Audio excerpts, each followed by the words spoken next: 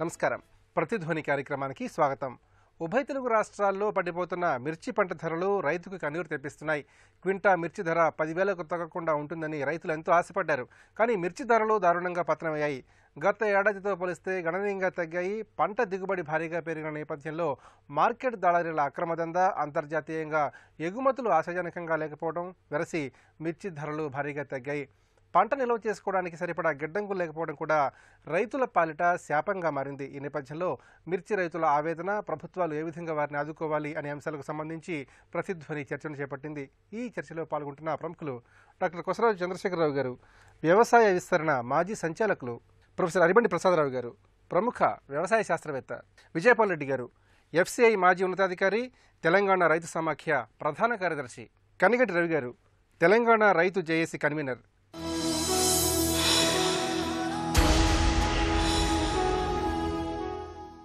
చంద్రశేఖరరావు గారు. మిర్చి పంట ధరలు రైతులకు కంట కన్నీరు తెప్పిస్తున్నాయి. అసలు ఉభయ తెలుగు రాష్ట్రాల్లో క్షేత్రస్థాయిలో మిర్చి రైతుల పరిస్థితి ఎంత దయనీయంగా ఉంది? ఎన్నో ఉగాదులు వచ్చాయి, ఎన్నో ఉగాదులు పోయాయి.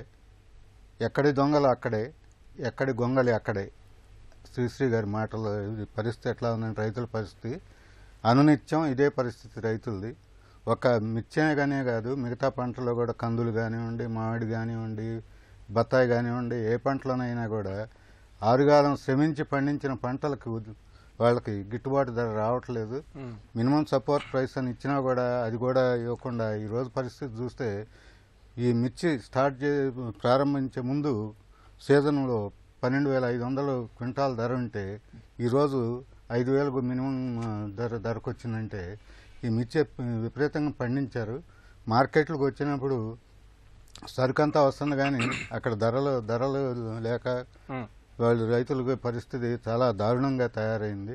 మార్కెట్కి వచ్చేటప్పటికి ధరలు అదపాతాడానికి దిగిపోతాయి.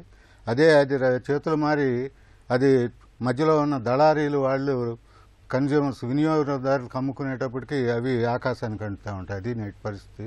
రైతులు ధరలు డిక్టేట్ చేయాల్సింది పోయి ఇప్పుడు ట్రేడర్స్ డిక్టేట్ చేస్తున్నారు. వాళ్ళు ఎంత ఇస్తే వీళ్ళంతా తీసుకోవాల్సిన పరిస్థితి ఏర్పడింది. ఇది చాలా దారుణం, ఎక్కడా లేదు. ప్రభుత్వాలు నిమ్మకు నీరెత్తినట్లున్నాయి. దీంట్లో ప్రభుత్వ వైఫల్యం, కేంద్ర రాష్ట్ర ప్రభుత్వాలు రెంటి వైఫల్యం దీనికి కారణం.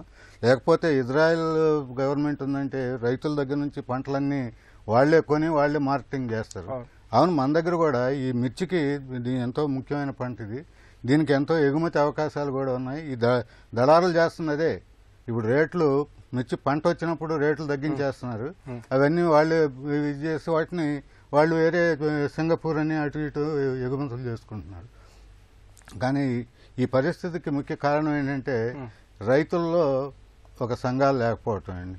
ఈ దళారీలు వీళ్ళంత ట్రేడర్స్ కొంచెం సిండికేటైజ్ చేస్తున్నప్పుడు వాళ్ళని మీద యాక్షన్ తీసుకుని రైతులకు గిట్టుబాటు ధర వచ్చేలా చూడాల్సిన ప్రభుత్వాలు. మిరప పంట ఉందనుకోండి, అందులో ఎక్కువ మంది ఇప్పుడు ఈరోజు అసలు రైతులు ఎవరు వ్యవసాయం చేయట్లేదు, కౌలు రైతులు చేస్తున్నారు. కౌలు రైతు ఒక ఎకరానికి 50,000 కౌలు కట్టి వ్యవసాయం చేస్తున్నాడు. మన దానికి ఇవన్నీ పంటలు మిరప పంట పండించడానికి 1,50,000 రూపాయల దాకా ఖర్చులు ఉంటాయి. ఇంత ఇది ఉన్నప్పుడు మరి ఖర్చులు ఇంత ఇదైనప్పుడు ధరలు ఈ విధంగా ఉంటే రైతు కోలుకోవడానికి అవకాశం ఉండదు. ప్రసాదరావు గారు, మిర్చి అనేది ప్రధానమైన వాణిజ్య పంట. గత ఏడాదితో పోలిస్తే ఈసారి దానికి తగ్గ సగం కూడా ధర లేదు. మరి ధరలు ఇంతగా పతనం కావడానికి ప్రధానంగా కారణాలు ఏ విధంగా అన్వేషించాలి? ఇప్పుడు ఎలక్ట్రానిక్ ప్లాట్ఫామ్ తోటి నేషనల్ అగ్రికల్చర్ మార్కెట్ ఏర్పరిచిన తర్వాత ఇది మొదట అందరూ గమనించదగినటువంటి అనుభవం. మనకి ఈ నేషనల్ అగ్రికల్చర్ మార్కెట్ పెట్టేటప్పుడు ఏం చెప్పినారు, దీనివలన ప్రపంచం మొత్తం సరుకు ఎక్కడైనా కొనుక్కోవచ్చు, ధరను న్యాయమైన ధర రైతులకు ఎక్కువ వస్తుంది, ఎక్కువ ఆదాయం వస్తుందని చెప్పి ప్రభుత్వం ప్రధానంగా చెప్పింది. కానీ వాస్తవంగా ఇది పనిచేసేటప్పుడు ఎలా ఉంటుందంటే ఇప్పుడు మీరు చెప్పినారు గుంటూరు కానీ వరంగల్ కానీ ఈ రెండు ఈ నేషనల్ అగ్రికల్చర్ మార్కెట్ లింక్ అయి ఉన్నాయి. ఇక్కడ మనము ఈ ఎందుకు ధరలు తగ్గిపోయినాయి అనేది చాలా ముఖ్యం. అంటే ఉత్పత్తి ఖర్చు తగ్గిందా, ఎందుకు తగ్గింది, లేకుంటే కేవలము పంట ఉత్పత్తి ఎక్కువ కావటం వల్ల తగ్గిందా, ఇది కూడా రెండో పాయింట్. యాక్చువల్లీ ధరలు ఎవరు నిర్ణయిస్తున్నారు? మనం అనుకుంటాము మన దేశ గవర్నమెంట్ నిర్వహిస్తుంది, మన వ్యవసాయ శాఖ లేకుంటే మన కార్పొరేట్ సంస్థలు, భారతదేశంలో కార్పొరేట్ సంస్థలు నిర్ణయిస్తున్నాయని అనుకుంటాము. బట్ వాస్తవంగా ఈరోజు వ్యవసాయం కూడా ప్రపంచీకరణ చక్రంలోకి పోయిన తర్వాత అంతర్జాతీయ ఫైనాన్స్ క్యాపిటల్ ఏదైతుందో అది రేట్లను నిర్ణయిస్తుంది. అది నిర్ణయించేటప్పుడు ఆయా దేశాల్లో ఉన్న పరిస్థితులను బట్టి తర్వాత తన యొక్క విధానాన్ని బట్టి అనుసరించుకొని చేస్తుంది, కానీ స్థానికంగా ఉత్పత్తి ఖర్చులు, రైతుల పొజిషను ఇవన్నీ చూసుకుని అవి నిర్ణయించదు. ఇప్పుడు ఈ నేషనల్ అగ్రికల్చర్ మార్కెట్ పెట్టిన తర్వాత ఆ ఫైనాన్స్ మార్కెటే రేట్లు నిర్ణయిస్తుంది. ఎట్లా నిర్ణయిస్తుంది? దానికి బేసిస్ ఏంటంటే వాళ్ళు చెప్పే ఫ్యూచర్ ట్రేడింగ్ అని ఇదివరకు బాగా ప్రచారం చేస్తారు మన ఇండియాలో, అందరూ ప్రచారం చేసినారు. దానివల్ల ప్రైస్ డిస్కవరీ చేయొచ్చు అని, రైతుకి మంచి రేట్ వస్తుందని చాలా చెప్పినారు. ఇప్పుడు అది కూడా నడుస్తుంది ఫ్యూచర్స్ ట్రేడింగ్. కానీ ఫ్యూచర్ ట్రేడింగ్ వలన వ్యాపారస్తులు ఎంత ధరకు కనీస స్థాయిలో కొనొచ్చో లేకపోతే ఎంత ధరకు అమ్మొచ్చో వ్యాపారస్తులకు దొరుకుతుంది, కానీ రైతులకు మాత్రం దొరకదు. అంటే తెలవదు యాక్చువల్గా రైతుకు. ఇప్పుడు ఇవాళ ధరలు పడిపోవడానికి కారణం ఏంటి అని మీరు అడిగారు. అది ఫైనాన్స్ మార్కెట్ ఇప్పుడు వీళ్ళకి ఎంత ధరక్కర్లేదు, 12,000 క్వింటాలకి చాలా ఎక్కువ, 5-6,000 ఇస్తే సరిపోతుందని చెప్పి వాళ్ళు నిర్ణయించున్నారు. వాళ్ళ నిర్ణయానికి అనుకూలంగా ఇక్కడ ఏజెంట్లు కానీ కాంట్రాక్టింగ్లో పెట్టారు.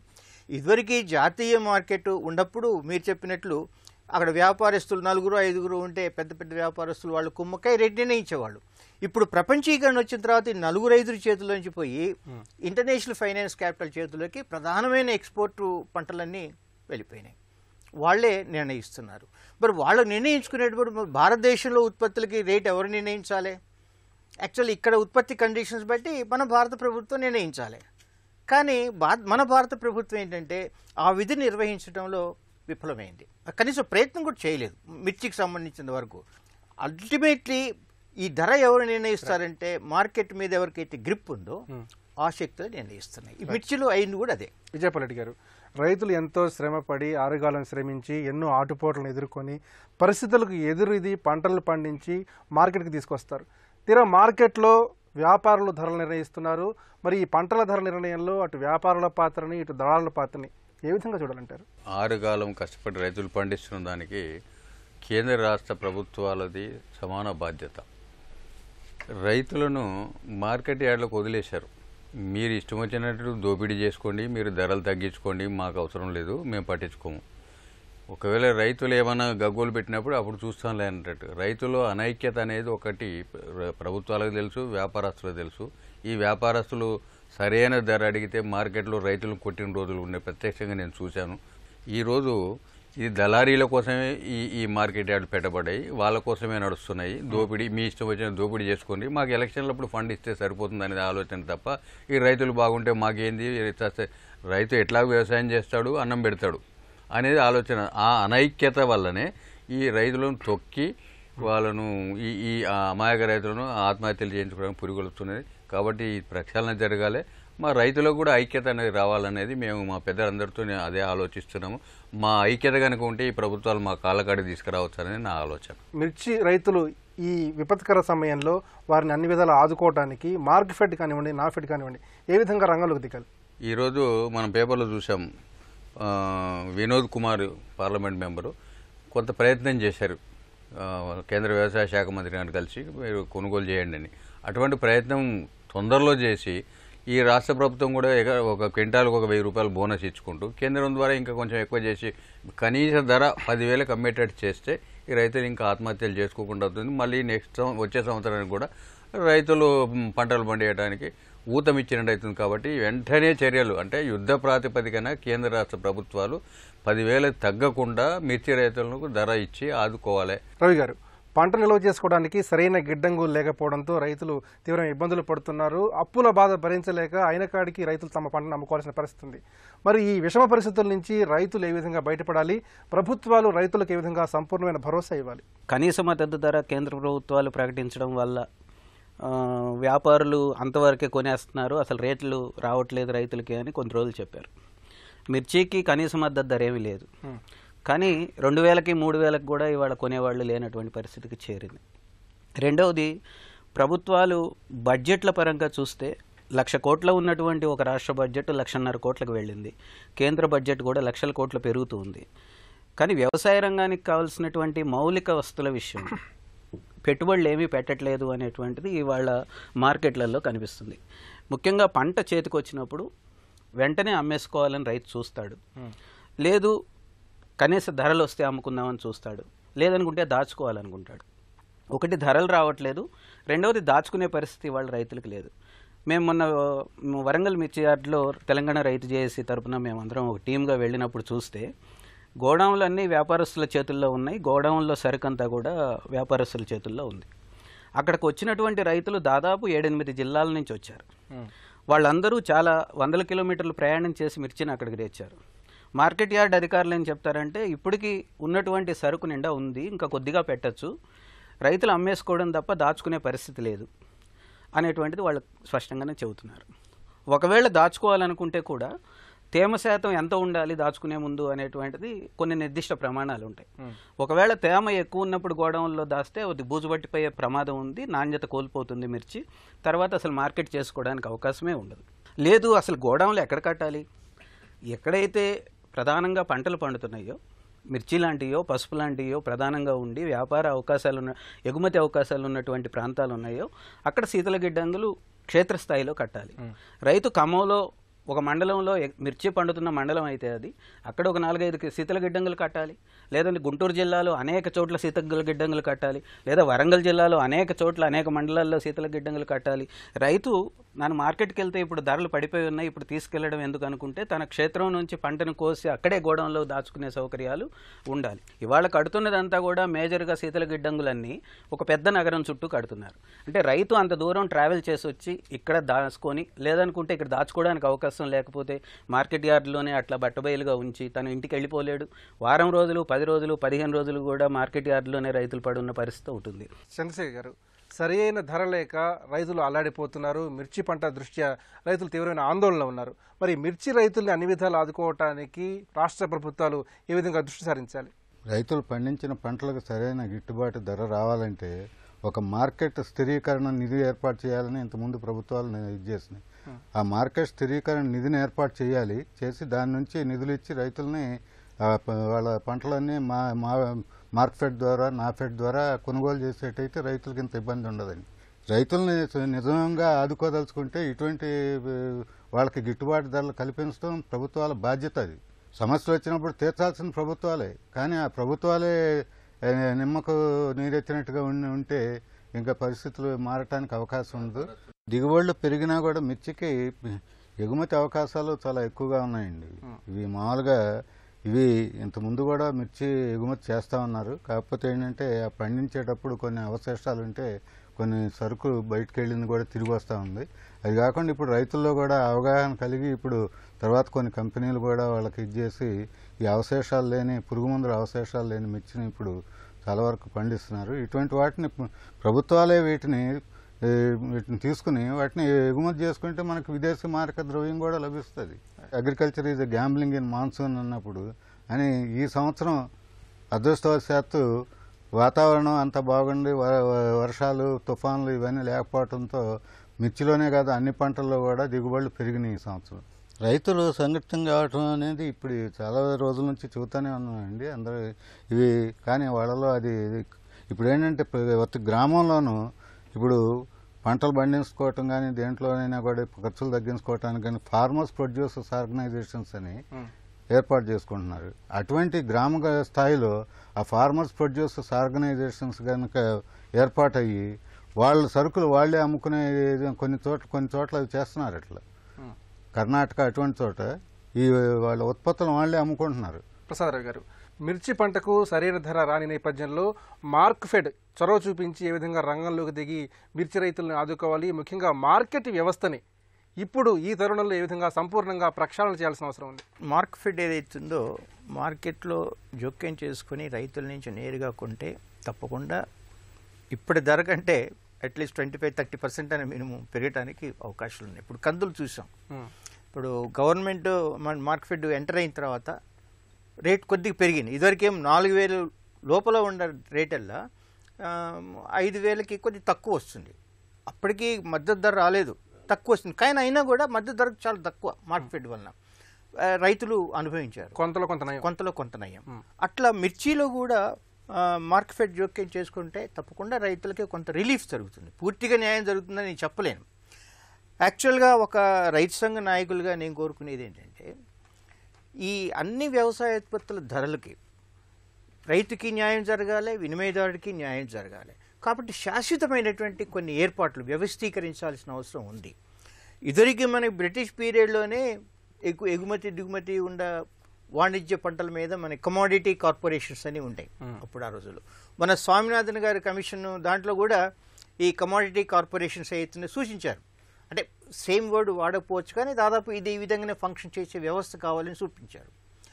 ఒకవేళ మనం ఇటువంటి వ్యవస్థ కమోడిటీ వైజ్ కనుక మనం ఏర్పరిస్తే, అంటే పట్టుకొట్టి ప్రధాన పంటలు ఇప్పుడు మనకి మిర్చి ఉంది, వరి ఉన్నది, మన తెలుగు రాష్ట్రాలు తీసుకుంటే ఇటువంటి ప్రధాన పంటలు కందులు ఉన్నాయి.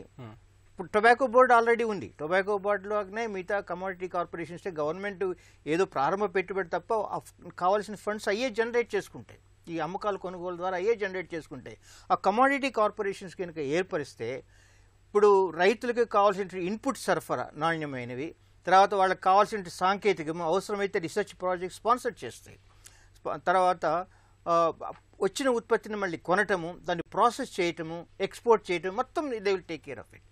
అటువంటి కార్పొరేషన్స్ కనుక వేస్తే రైతులకి శాశ్వత పరిష్కారం దొరుకుతుంది. పల్లెటి గారు, ఓవైపు పండించిన పంటకు గిట్టుబాటు ధర లేక రైతులు అలాడుతుంటే రాయితీల విత్తనాల ధరలను ప్రభుత్వం పెంచింది. మరి ఎంతవరకు సమంజసం అంటారు? ముఖ్యంగా చూసినట్లయితే ఈ పరిస్థితుల్లో రైతులకు ఎలాంటి స్పష్టమైన రాయితీల్ని ప్రభుత్వం అందించాల్సిన అవసరం ఉంది?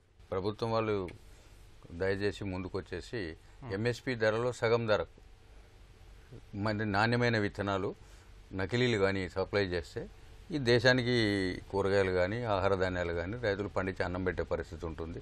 కాబట్టి ఈరోజు ధరలు చూస్తుంటే మాకే సిగ్గేస్తుంది. విత్తనాల ధరలు పెంచు అంటే విత్తనాల వాళ్ళకు డబ్బులు ఇవ్వడానికి ప్రభుత్వం సిద్ధపడ్డదా, లేకుంటే రైతులను ఆదుకోవడానికి ఉందా అనేది ఈ ప్రభుత్వాలు ప్రశ్నించుకోవాల్సిన అవసరం చాలా ఉంది. అంటే విత్తన కంపెనీల కోసమే ఉన్నట్టు అధికారుల రికమెండేషను, ప్రభుత్వాలు దానికి డబ్బులు చెల్లించడం. కాబట్టి ఈ పరిస్థితి మానుకోకపోతే రైతులు ప్రత్యక్ష చర్య దిగుతారు. విత్తనాలు అవసరం లేదు, మాకు మేమే విత్తనాలు తయారు చేసుకొని మా విత్తనాలతో మేము పంట పండించుకుంటాం, మా మటుకు పండించుకొని ఈ దేశంలో ఆహార ధాన్యాల కొరత సూచించడానికి ప్రభుత్వం మాకు చేయూత ఇస్తుందని చెప్పేసి నేను ఈ టీవీ పత్రిక ముఖ్యంగా చెప్పాను. అయితే పంట ఏదైనా కానివ్వండి, ముఖ్యంగా రైతులకు సంబంధించి విత్తనాల కొనుగోలు దగ్గర నుంచి చివరికి పంటని మార్కెట్లకు అమ్ముకునేదాకా ప్రభుత్వం రైతులకు ఏ విధంగా అండదండగా ఉండాలి? మేము ఈ రాయితీలు ఇస్తాం, ఆ రాయితీలు ఇస్తాం మేము మీకు అని చెప్పి వాళ్ళ రాజకీయ పబ్బం గడుపుకోవడానికే చెప్తుంది అనేది ఈ మధ్యన కొంతమంది కేంద్ర మంత్రులు కూడా మాట చెప్పారు. రైతులు అమాయకులు, పాపం వాళ్ళు ఏం అడగటం లేదు, కావాలని చెప్పేసి వాళ్ళ కుర్చీలను కాపాడుకోవడానికి ఇట్లా చేస్తుందని చెప్పింది. కాబట్టి మా రైతు సోదరులు కూడా ఇవన్నీ గమనించాల్సిన అవసరం చాలా ఉన్నది. తెలివిగా పంట పండించుకొని మార్కెటింగ్ చేసుకోవడం కూడా నేర్చుకోవాలి. దానికి స్వచ్ఛంద సంస్థలు కాస్త ముందుకు వస్తే ఈ రైతులు బాగుపడతారు. రవి గారు, రైతులకు ఆదాయ భద్రత కల్పిస్తామని, రైతుల ఆదాయాన్ని రెట్టింపు చేస్తామని ప్రభుత్వాలు స్పష్టంగా చెబుతున్నాయి. పదే పదే ప్రభుత్వ అధినేతలు కూడా స్పష్టంగా చెబుతున్నారు. మరి ఈ పరిస్థితుల్లో సేద్యానికి సంబంధించి ఎలాంటి సమగ్ర ప్రణాళిక అవసరం? ముఖ్యంగా వ్యవసాయాన్ని లాభసాటిగా మార్చడానికి రైతులకు ఏ విధంగా ప్రభుత్వాలు భరోసాగా నిలవాలి? అసలు ఈ రెట్టింపు చేస్తామనే అంశం మీదనే మనం కొంత చర్చించాలేమో. ఎందుకంటే ఇవాళ ఎన్ఎస్ఎస్ఓ లెక్కల ప్రకారం ఈ దేశంలో రైతు కుటుంబానికి వస్తున్న సగటు ఆదాయం 3,500 రూపాయలు పంటల ద్వారా. 2022 నాటికి వాళ్ళు రెట్టింపు చేస్తామనేది 7,000 రూపాయలు. ఈ దేశంలో ఒక సగటు బంట్రోతు కేంద్ర ప్రభుత్వంలో కానీ రాష్ట్ర ప్రభుత్వంలో కానీ ఉద్యోగి వేతనం 18,000కి చేరింది నెలకి. 2022 నాటికి కేంద్ర ప్రభుత్వం చెబుతున్నటువంటి రెట్టింపు ఆదాయం ఈ రాష్ట్రంలో మొత్తం పశువుల ద్వారా లేదా కూలి ద్వారా వచ్చే ఆదాయం కూడినా కూడా 6,500, 13,000 అవుద్ది అనమాట. అంటే 2022 నాటికి కూడా ఈ దేశంలో ఒక సగటు వేతనజీవి ఉద్యోగంతో రైతులు కాబోవటం లేదు అనేది కూడా మనం అర్థం చేసుకోవాలి. రెండవది, సేద్యానికి ఒక సమగ్ర విధానం అంటూ ఒక రాష్ట్రానికి లేదు, కేంద్రానికి లేదు. అంటే చాలా కమిషన్లు, ఒక 54 కమిషన్లు వేశారు, 54 రిపోర్ట్లు ప్రజల ముందు ఉన్నాయి తప్ప ఒక సమగ్ర వ్యవసాయ విధానం అంటూ రాష్ట్రానికి ఉండి దానికి ఒక చట్టబద్ధత కల్పించి దాన్ని అమలు చేసేటువంటి ప్రయత్నం కేంద్ర ప్రభుత్వం కానీ రాష్ట్ర ప్రభుత్వం కానీ చేయట్లేదు. సేద్యానికి విధానం అంటే ఏమిటి? వ్యవసాయ కుటుంబాలకి ఆదాయ భద్రత కల్పించే విధంగా ఆ సేద్య విధానం ఉండాలి. ఉదాహరణకు ఉద్యోగులకి కార్మికులకి ఎట్లాగైతే ఒక పే కమిషన్స్ ఉండి ప్రతి 5 సంవత్సరాలకో 3 సంవత్సరాలకో వాళ్ళు కూర్చొని పెరుగుతున్న ధరలకు అనుగుణంగా వాళ్ళ వేతనాలు ఎలా పెంచాలి అనేటువంటిది నిర్ణయాలు చేసి రికమెండేషన్స్ ఇచ్చి అమలు చేస్తున్నారో అట్లా వ్యవసాయ కుటుంబాల కోసం ఒక పే కమిషన్ లాంటిది, ఒక ఆదాయ కమిషన్ లాంటిది అయితే ఖచ్చితంగా ఉండాలి. సేద్య విధానంలో అది ప్రధాన అంశంగా ఉండాలి. రెండవది, ఇవాళ కౌలు రైతుల సంఖ్య చాలా భారీగా పెరుగుతున్నది. దానికి కారణం ఏమిటంటే భూమి లేని వ్యవసాయ కూలీల సంఖ్య పెరగడం. భూమి లేని వ్యవసాయ కూలీలు వ్యవసాయంలో ఏదైనా ఆదాయం వస్తుంది, గౌరవప్రదమైన జీవితం ఉంటుంది అనే దాంతో కౌలు వ్యవసాయంలోకి దిగుతున్నారు. కాబట్టి ప్రభుత్వాలు భూ సంస్కరణలు అమలు చేసి ఆ వ్యవసాయం చేసుకుందాం అనుకునేటువంటి కుటుంబానికి ఖచ్చితంగా కొంత సాగు భూమి అందిస్తే కౌలు ఖర్చులు తగ్గుతాయి. వన్స్ ఒకసారి వ్యవసాయానికి కావాల్సినటువంటి పంట రుణాలు 23% మాత్రమే ఇస్తున్నారని పోచారం శ్రీనివాసరెడ్డి గారు ఎస్ఎల్బీసీ మీటింగ్లో చెప్పారు. 100% వాస్తవ సాగుదారులకు ఎందుకు పంట రుణాలు ఇవ్వకూడదు? పంట రుణాలు ఇవ్వాలి. అప్పుడు పావలా వడ్డీకో వడ్డీ లేని రుణమో ఆ రైతుకు దక్కుతుంది, ప్రైవేట్ వడ్డీ భారం తగ్గుతుంది. వన్స్ ఒకసారి పంట రుణం వచ్చిన తర్వాత దానికి అనుగుణంగా పంటల బీమా దానికి అటాచ్డ్గా వస్తుంది. ప్రకృతి వైపరీత్యం ఏదైనా జరిగితే నష్టపరిహారం వస్తుంది. ఆ తర్వాత సమగ్ర బీమా ఆదాయ దీంట్లో అన్నిటికంటే ముఖ్యమైనది రైతులు మార్కెట్లో ఏదైతే దోపిడీకి గురవుతున్నారో ఆ దోపిడీని అరికట్టడానికి ప్రభుత్వాల జోక్యం చాలా అవసరం. అది నాఫెడా, సిసిసినా, ఎఫ్సిఐయా, మార్క్ఫెడా సంస్థలు అనేకం ఉన్నాయి. కానీ మార్కెట్లో జోక్యం చేసుకొని ఎంతమంది షాపులు పెట్టారు, ఎంతమంది రైతుల దగ్గర కొంటున్నారు అనేటువంటిది ముఖ్యమైనది. అట్లా వాళ్ళు షాపులు పెట్టాలి లేదా వాళ్లే కొనాలి రైతుల దగ్గర అనుకున్నప్పుడు బడ్జెట్లో నిధుల కేటాయింపు ఉండాలి. ₹1 కూడా ధరల స్థిరీకరణ నిధికి కానీ పంటల సేకరణకు కానీ బడ్జెట్లో డబ్బులు పెట్టకుండా ప్రభుత్వాలు ఎన్ని సంస్థల్ని కేంద్ర స్థాయిలో రాష్ట్ర స్థాయిలో ఏర్పాటు చేసినా ఉపయోగం లేదు. కాబట్టి సమగ్ర వ్యవసాయ విధానం అనేటువంటిది రాష్ట్రానికి అవసరం, రాష్ట్రాలకు అవసరం. వాటిల్లో నిధుల కేటాయింపులు పెరగాలి, నిధుల కేటాయింపు జరగాలి. అటువంటి అమలు చేయడానికి కావాల్సిన కమిషన్లు ఏర్పాటు చేయాలి. ఆ కమిషన్ సిఫారసులకు ఒక చట్టబద్ధత కల్పించాలి. ఆ చట్టబద్ధంగా చేసిన వాటిని అమలు చేయడానికి ప్రభుత్వాలు చేయకపోతే కోర్టులు జోక్యం చేసుకొని కనీసం అమలు చేయించాలి. రైతుకు ఒక హక్కుగా అన్ని సౌకర్యాలు అందితే తప్ప రైతుల ఆత్మహత్యలు ఆగవు, రైతులకి ఆదాయ భద్రత పెరగదు, రెట్టింపు కాదు కదా, మరింత అప్పులోకి ఊబిలోకి కూరిపోయేటువంటి అవకాశం ఉంది. ప్రతికూల పరిస్థితులు ఎదురైనా పెట్టుబడి పెరిగినా కష్టపడి మిర్చి పండించిన రైతులు అమ్మబోయేసరికి ధరలు పడిపోవడంతో అల్లాడిపోతున్నారు, నిలువున కుంగిపోతున్నారు. రాష్ట్ర ప్రభుత్వాలు వెంటనే దృష్టి సారించి రైతుల్ని అన్ని విధాలా ఆదుకోవాలని నిపుణులు కోరుతున్నారు. ఈ దీని ప్రతిధ్వని. నమస్కారం.